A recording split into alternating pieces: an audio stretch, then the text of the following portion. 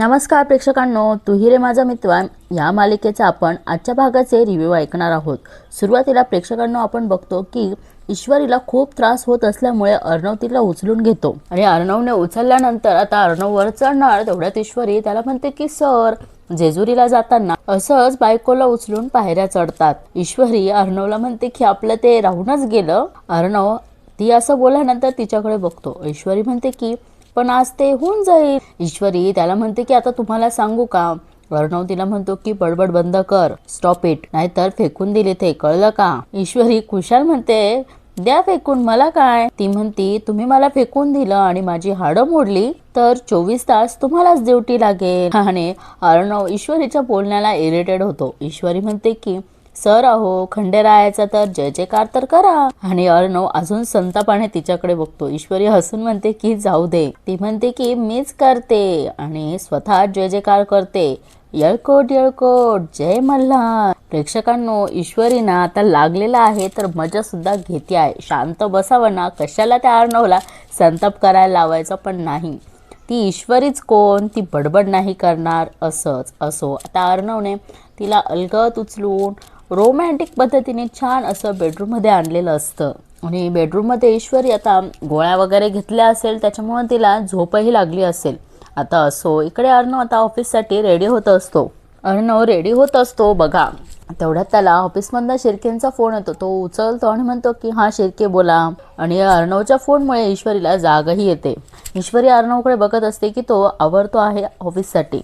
ते काहीतरी बोलतात। अर्णव त्यांना म्हणतो की हो हो मी पोहोचतोच आहे, या या। अर्णव म्हणतो की एक काम करा, ती मीटिंग थोडी पोस्टपोन करा। आणि आता ईश्वरी अर्णवच्या बोलण्यामुळे उठतेच आणि डायरेक्ट उठून आता बसत असते। आणि अर्णव म्हणतो की मला स्टाफशी थोडंसं बोलायचं आहे। तो म्हणतो की हो, स्टाफला पण बोलवून घ्या। तेवढ्यात आपण बघतो की या आणि अनिताताई ईश्वरीसाठी ब्रेकफास्ट घेऊन आलेल्या असतात आणि अनिताताई म्हणतात की ताई हे घ्या, तुमच्यासाठी गरमागरम नाश्ता आणला आहे, पटकन खाऊन घ्या। तेवढ्यात ईश्वरी म्हणते की अहो ताई, मी आली असते ना खाली। अनिताताई तिला म्हणतात की नाही ताई, 2 दिवस तुम्ही अजिबात हालायचं नाही इथून। ईश्वरी म्हणते की अहो ताई, अनिताताई म्हणतात की अहो काही नाही। ती म्हणते की तुम्हाला सध्या आरामाची गरज आहे। ती म्हणते तुम्हाला जर काही लागलं तर मला सांगा, मी आणून देईल। आता अर्णव बघा, टोमणे मारल्याशिवाय त्याचा दिवसच सुरू होत नाही।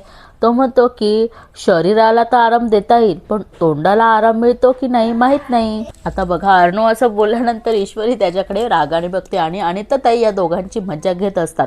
आणि अर्णव म्हणतो तिला जर कुलूप आणून जरी दिलं ना तरी त्याचा काही फायदा नाही। आणि अनिताताई यांचं दोघांचं चालू आहे म्हणून त्या तिथनं निघून गेल्या। आता ईश्वरी अर्णवला म्हणते की अगदी करेक्ट बोलला सर। आणि ईश्वरी म्हणते खरं सांगू का, माझ्या तोंडाला लागल असं कुलूप अजून बनलंच नाही। आणि अर्णव म्हणतो की अरे हा, माझ्या लक्षातच आलं नाही, तुझ्यासाठी काही नॉर्मल कुलूप चालणारच नाही। अर्णव विचार करतो आणि म्हणतो की हा, ते कोड सेट करायचं कुलूप असतं ना, तेच लागेल। ईश्वरी म्हणते की अर्णव म्हणतो की असा कोड सेट करायचा। आणि तेवढ्यात ईश्वरी त्याच्याकडे बघून म्हणते की आणि काय? अर्णव म्हणतो तो तुला सांगायचाच नाही। आता ईश्वरीसाठी नाश्ता आणलेला असतो, त्याच्यामुळे आता ईश्वरी नाश्ता खाणार, पण तेवढ्यात अर्णवला फोन येतो परत। तो म्हणतो की हा शिर्के बोला। आणि इकडे ईश्वरी नाश्ता करायला लागतेच, पण तिचा हाताला ना प्रेक्षकांना खूप जोरात लागलेला असल्यामुळे तिला हाताने जास्त हालचालच करता येत नाही। आणि इकडे अर्णवचं फोनवर बोलणं चालूच असतं, पण ईश्वरी जोरात ओरडते ऐको। तेवढ्यात अर्णवचं लक्ष ईश्वरीकडे जातं। ईश्वरीला खूप त्रास होत असतो। ती बिचारी म्हणत असती ऐको। अर्णव फोनवर म्हणतो की या ओके। आणि ईश्वरीच्या डोक्याला पण लागलेलं असल्यामुळे तिचं डोक्याला पण दुखत असतं। आणि बघा, आता अर्णवचं काही फोनवर बोलण्याचं लक्ष लागतच नाही। तो ईश्वरीच्या दुखण्याकडे बघतो आणि त्याला सुद्धा त्रास होतच असतो, पण तो आहेत की दाखवत नाही। आणि त्यांना शिर्केंना म्हणतो की मी करतो तुम्हाला फोन, ऑलराईट। आणि प्रेक्षकांना ईश्वरीचं डोकं एवढं दुखत असतं ना की ती ऐक म्हणते। तिला लक्षातच येत नाही की अर्णव तिथे येऊन बसलेला आहे। आणि आता अर्णव त्याचा फोन बेडवर ठेवतो आणि तो ईश्वरीजवळ येऊन पोह्याची डिश उचलतो आणि तिला घास भरवतो, पण आणि नंतर काही म्हणत नाही मी सिंदूर वगैरे, फक्त म्हणतो की तेवढ्यात ईश्वरीचं लक्ष अर्णवकडे जातं। आणि अर्णव तिला म्हणतो की ईश्वरीला पण असं आश्चर्यच वाटतं की अर्णव सर मला खाऊ घालणार, म्हणून ती म्हणते की सर. अर्णव म्हणतो की तुझा हात दुखतो आहेत ना म्हणून. आणि प्रेक्षकांना आता अर्णव एक एक घास पोह्यांचा खात असतो. आता यांचा इकडे रोमॅन्स जास्त असल्यामुळे डायलॉग थोडेसे कमी आहेत, पण त्यांचा आपण तो मोमेंट त्यांनाच एन्जॉय करू द्यावा असं तरी मला वाटतं आहे. आणि अर्णव आता खाऊ घालणार तेवढ्यात ईश्वरीचे केस मध्ये येत असल्यामुळे अर्णव हात खाली घेतो आणि तिचे केस हळुवारपणे, आता अशा पद्धतीने हे करतोय ना प्रेक्षकांना, तर याला रोमॅन्सच म्हणणार. पण अर्णव बघा पुढे काय म्हणतो ते. आता ईश्वरी सुद्धा त्याचं हे स्पर्श, त्याचा हा जो काळजी घेणं हे सुद्धा ईश्वरीला आवडलेलं असतं. ईश्वरी त्याच्याकडे इतकी प्रेमाने बघत असते ना, पण तो बघा आता परत त्याचं आपलं खाऊ घालणं चालूच असतं. तो एक घास पोह्यांचा घेतो आणि तिला परत खाऊ घालतो. अर्णव ईश्वरीला खाऊ घालणार तेवढ्यात त्याला परत शिर्केंचा फोन येतो बहुतेक, आणि तो फोन उचलतो आणि त्याचं सगळं लक्ष फोनकडे असतं बरं का.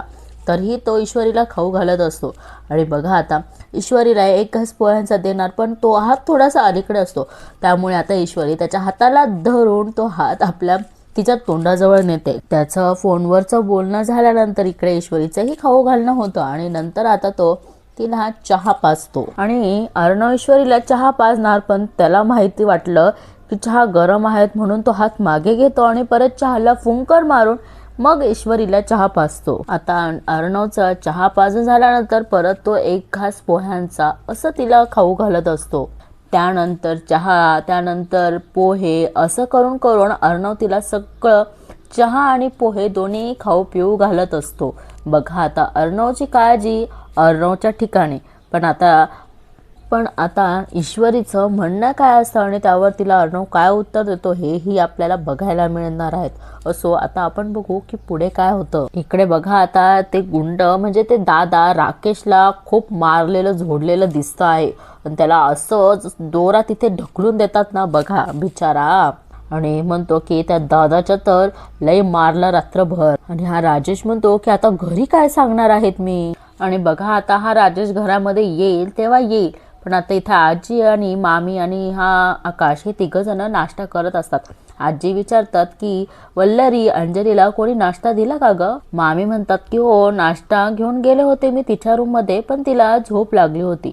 यावर आजी म्हणतात की हो का. आजी म्हणतात की बरोबर झोपू दे, हादरून गेली आहेत बिचारी. आजी म्हणतात की एकतर गरोदरपणात हा अपघात आणि त्यात जावई बापू नसताना तेवढ्यात मामाही तिथे येतात. आजी म्हणतात की टेन्शन मध्ये आणखीन भर. आता मामा पण येऊन त्यांना तिथे नाश्ता करण्यासाठी बसतात. आजी त्यांना म्हणतात की अरे अविनाश, पोलीस कंप्लेंट केलीस ना. मामा म्हणतात की हो. मामा म्हणतात की आणि त्यांनी लगेच शोधायलाही सुरुवात केली.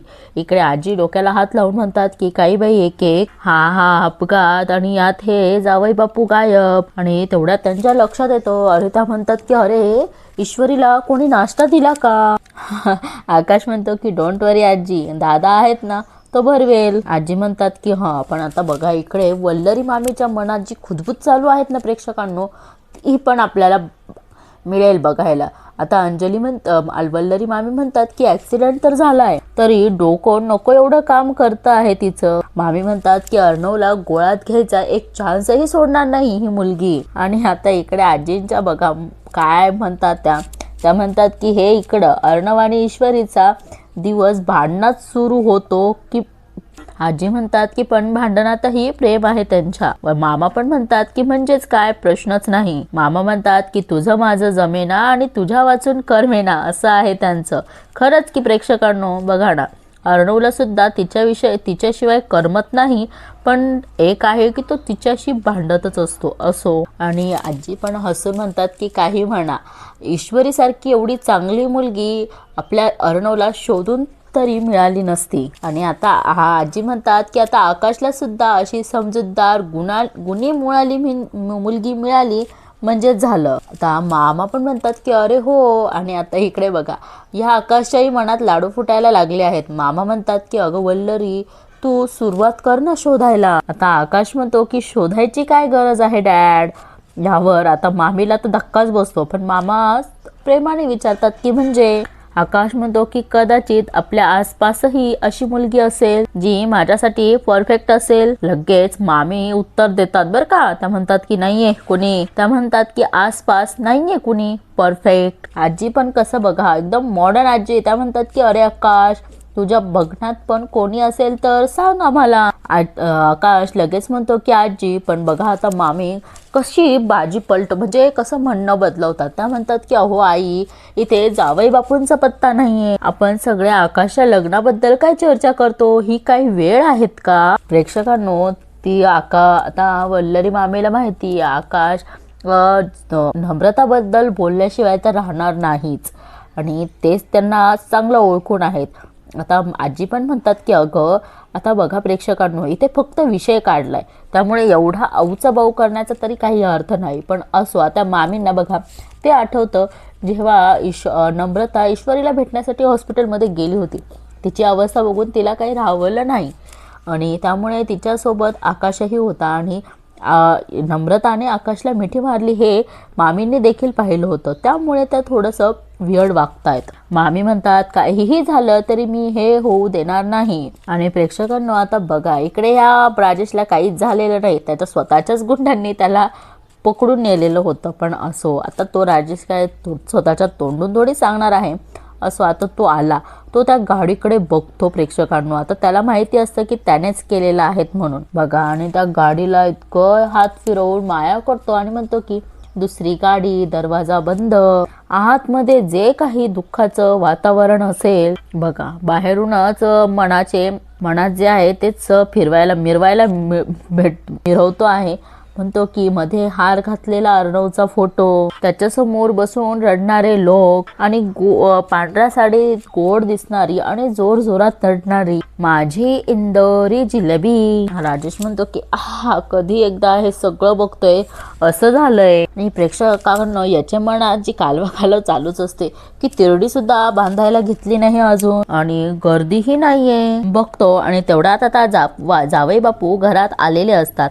इकडे मामा म्हणतात की वल्लरी, आपण प्रयत्न करतोय ना आणि जावई बापूंचा फोन न लागणं हे काही पहिल्यांदा घडत देखील नाहीये. मामा म्हणतात की ते अनेकदा बाहेर जातात सोशल वर्क साठी आणि थोडे दिवसांनी घरी येतात. आणि हा राजेश बाहेरून सगळं ऐकत असतो. आणि बघा मामा म्हणतात ते काही लहान आहेत का कोणी त्यांना किडनॅप करायला.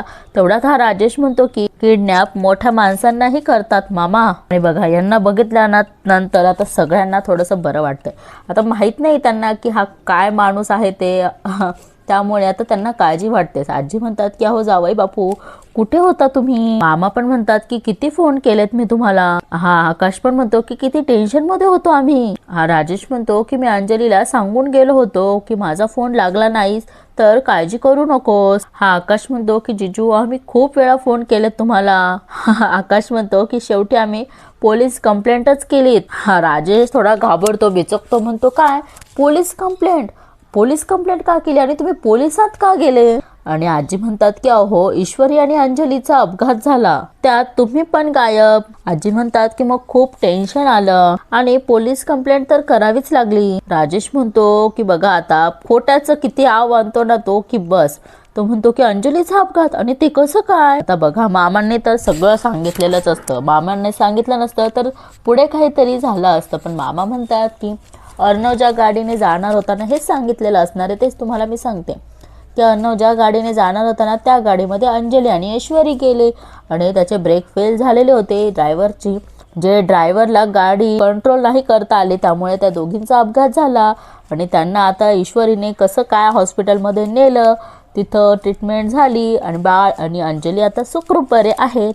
असं सगळं मामांनी आता त्या राजेशला सांगितलेलं असतं. आणि बघा एवढं सांगितल्यानंतर आता हा राजेश म्हणून म्हणतो की अरे त्या गाडीत तर अर्णव नव्हता. तो म्हणतो की माझी बावळट बायको आणि इंदोरी जिलेबी होती. आता हा राजेश बघा म्हणतो की अहो मामा पण एवढा हलगर्जीपणा झालाच कसा. राजेश बघा हा असं कसं हलगर्जी, ती माझ्या बाळाला आणि तिला काही झालं असतं म्हणजे. मामा म्हणतात की देवाच्या कृपेने काही झालेलं नाहीये, म्हणजे सगळे सुखरूप आहेत, काळजी करू नका. राजेश म्हणतो की काळजी करू नका हे म्हणणं सोपं आहे तो मामा. तो म्हणतो की पण हा असा अपघात झालाच कसा. राजेश बघा वर तोंड करून अजून म्हणतो की तुम्ही माझ्या बायकोची काळजी घेऊ नाही का शकत. तिला आणि आमच्या बाळाला काही झालं असतं म्हणजे काय करणार होतो आम्ही. आजी म्हणतात की जावई बापू जरा शांत व्हा, प्लीज शांत व्हा. आणि हा राजेश बघा रडण्याचं नाटकही करतो आणि म्हणतो की आजी आहो. आणि आता इकडं खाऊ घालून झालं असतं. अर्णव तिला म्हणतो की अजून काही.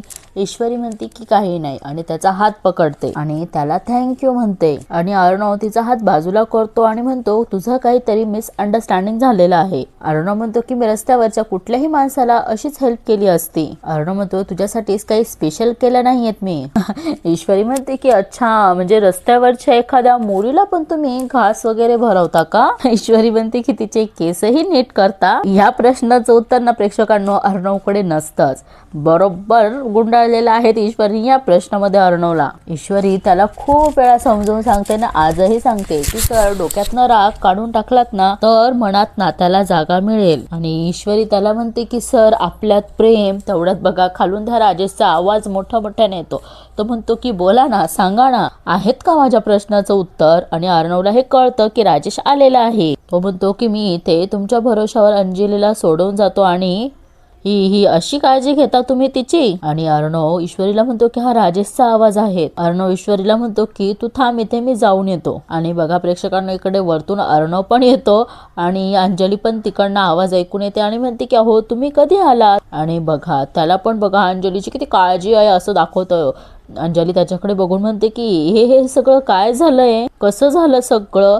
हा राजेश म्हणतो की अंजली अगं. आणि आता अंजलीला बिचारीला काळजी वाटते म्हणून ती राजेशला विचारते की तुमची अशी काय का हे झाली. राजेश किती खोट्याचा आवाज. तो म्हणतो की ते जाऊ दे तू सुखरूप आहेत ना आपलं बाळ पण सुखरूप आहेत ना. आणि आता राजेश जा विचारतो की हा एवढा मोठा ऍक्सिडेंट झालाच कसा. अंजली म्हणते की अहो तुम्ही नका काळजी करू मी आणि आपलं बाळ अगदी सुखरूप आहोत. आणि अंजली म्हणते की तुम्ही आधी सांगा तुमची ही अवस्था कशी झाली आणि कुठे गेला होता तुम्ही. आता ईश्वरी पण बाहेर येऊन सगळं ऐकत असते. आणि हा राजेश बघा आता अर्णवकडे बघतो आणि म्हणतो सांगतो ग. हा राजेश म्हणतो खरं सांगायचं म्हटलं तर मी कुठं होतो आणि माझी ही अवस्था कशी झाली. हा राजेश म्हणतो की याचं उत्तर माझ्यापेक्षा अर्णव जास्त चांगल्या पद्धतीने सांगू शकेल. आणि सगळे बघा कसे बघतात. अर्णव म्हणतो की फोन तुमचा बंद होता गायब तुम्ही होता उत्तर मी कशी देणार. राजेश म्हणतो की तुझ्या वाईटावर असलेल्या माणसांमुळे झालंय हे सगळं अर्णव. अर्णव म्हणतो की जरा स्पष्ट बोला प्लीज. आणि हा राजेश खोटं सांगतो. तो म्हणतो की अंजली काही माणसांनी मला किडनॅप केलं होतं. हे अर्णव ईश्वरीला माहीतच असतं. आता अंजली म्हणते की किडनॅप. राजेश म्हणतो हो. आणि बघा हा राजेश म्हणतो की ते किडनॅप केल्यानंतर ते गुंड म्हणत होते की हा फार माजला आहे अर्णव राजे शिर्के. त्याला चांगला धडा शिकवायला हवा त्याच्या अख्ख्या कुटुंबाला बर्बाद करायला हवं एवढंच बोलत होते सतत. आणि हा राजेश म्हणतो की मी खमकावून सांगू शकतो की ह्या ऍक्सिडेंटच्या मागे सुद्धा अर्णवच्या शत्रूंचा हात आहे. बघा इतकं पटवून देतो की त्याचंच खरं असं तो दाखवतो. आणि हा राजेश म्हणतो की आपण सगळे टार्गेट बनलोय याच्या बिझनेस रायव्हल्टीमुळे. आणि हा राजेश म्हणतो की हे ऐकायला कितीही कटू वाटलं असेल ना तरी हे सत्य आहे आणि हे सगळं अर्णवमुळेच घडतं आहे. आणि प्रेक्षकांनो बघा इकडे आता अर्णव लगेच तो रुमाल काढतो आणि म्हणतो की हा रुमाल तुमचा आहेत ना. तो म्हणतो की R for Rajesh right. Rajesh खडबडतो आणि म्हणतो की हो हा रुमाल माझा आहे. मग तो म्हणतो की काय झालं. अर्णव म्हणतो की मला माझ्या गाडीजवळ सापडला हा रुमाल. राजेश लगेच म्हणतो की एक मिनिट अर्णव तुला काय म्हणायचंय.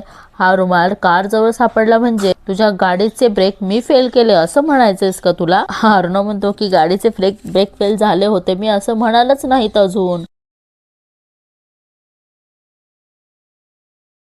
अर्णव म्हणतो की म्हणूनच विचारतोय. जोरात म्हणतो की हा तुमचाच रुमाल माझ्या कार जवळ कसं काय होता. राजेश म्हणतो की कमाल आहे फक्त माझा रुमाल तिथे सापडला म्हणून तुझ्या गाडीत जो काही बिघाड झाला तो मी केला असाच निष्कर्ष काढला तू. अर्णव जोराने विचारतो की मी शेवटचं विचारतोय हा तुमचा रुमाल माझ्या गाडीजवळ काय करत होता. आणि या दोघांचं भांडण बघून आता अंजलीला चक्कर येते. आणि हा राजेश म्हणतो की गेले काही दिवस मी बघतोय की सतत आरोप करत आहेस तू माझ्यावर कारण शोधतो आहेस वेगवेगळी आणि मी हे ऐकून घेणार नाहीये. आणि अंजलीला चक्कर येते. आणि बघा अंजलीला चक्कर येते आणि हा राजेश म्हणतो की अंजली त्याला कळतंय का. आणि बघा हे स्वप्न असतं. अंजली म्हणते की चिंटू काय रे कुठे हरवला. अंजली म्हणते की कोण आहे तुझ्या वाईटावर. अर्णव म्हणतो की आहे ते समोर राहून पाठीवर वार करतात. अर्णव म्हणतो की सोडणार नाहीये त्यांना मी. आजी म्हणतात की जाऊ द्या ते सगळं जावई बापू तुमची काय अवस्था झालीये तुम्ही जरा फ्रेश होऊन या. अंजलीला काळजी वाटते. ती म्हणते की अहो तुम्हाला काही झालं नाहीयेत ना त्या लोकांनी काही केलं नाहीयेत ना मारलं नाहीयेत ना. राजेश म्हणतो की मारलं थोडंसं पण ठीक आहेत मी. आजी म्हणतात की बरं ठीक आहेत मी नाश्ता घेऊन येते तुमच्यासाठी. अंजली त्यांना म्हणते की चला फ्रेश होऊन या आणि प्रेक्षकांनो बघा तिथे वरती ईश्वरीला सुद्धा याने डोळा मारला असतो आणि अर्णव आता राजेशला आवाज येतो की जिजू. आता राजेश म्हणतो की अंजली तू गिझर ऑन कर मी आलोच. आणि अर्णव त्याला म्हणतो की हा रुमाल तुझा आहे ना. आणि तो रुमाल बघून तर हा मात्र शॉक होतोच. इथेच मालिकेचा एपिसोड संपतो. प्रेक्षकांनो आता माहित नाही हा राजेश काही नवीन कांड करतो का परत यांच्यामध्ये गैरसमज निर्माण करतो. असो आता बघू आपण पुढील भागामध्ये काय दाखवलेलं आहे ते. आणि इकडे बघा नम्रता आणि आकाश एकमेकांना जे नम्रता ईश्वरीलाच भेटायला आली असते आणि आकाश तिला म्हणतो की आय लव्ह यू. आपलं प्रेम आहे एकमेकांवर. आणि तेवढ्यात ईश्वरी सुद्धा तिथे येते. प्रेक्षकांना आता माहित नाही ईश्वरीने सगळं ऐकलंय की नाही ऐकलंय. इकडे मामी म्हणते की काहीही झालं तरी त्या नम्रताला मी ह्या घरची सून होऊच देणार नाही. आता बघा इकडे मामी ना दीक्षाला आवाज देत असतात आणि सुप्रिया काकू आणि नम्रता भाजी मार्केटमध्ये आलेल्या असतात आणि यांचा आवाज ऐकून सुप्रिया त्यांच्याकडे बघते. आणि आता बघा इकडे ईश्वरी अर्णवला सांगते की आई आली आहेत मला भेटायला.